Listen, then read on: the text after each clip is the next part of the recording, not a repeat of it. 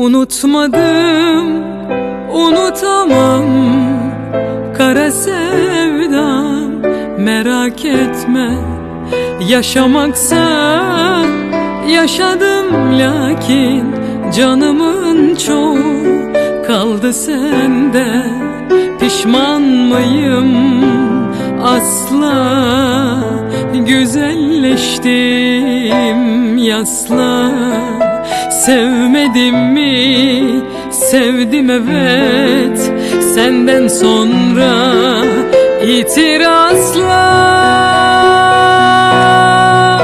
Ama benim ciğerim yanar, ten oyalanır, can kanar. İki gözüm iki çeşme, haberin yok, içerime içerime akar.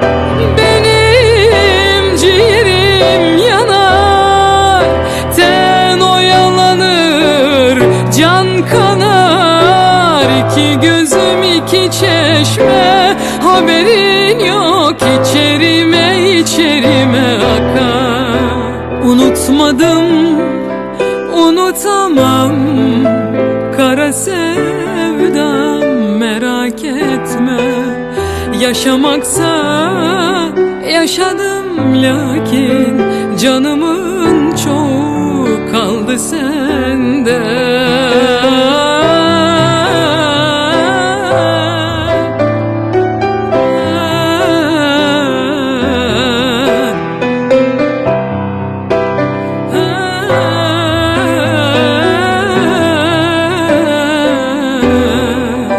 Ama benim ciğerim yanar, ten oyalanır, can kanar. İki gözüm iki çeşme, haberin yok, içerime içerime akar.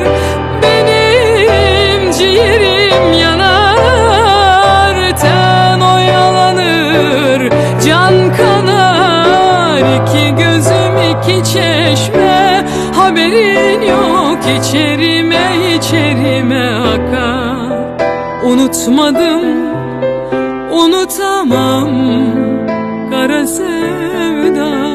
Merak etme, yaşamaksa yaşadım, lakin canımın çoğu kaldı sen.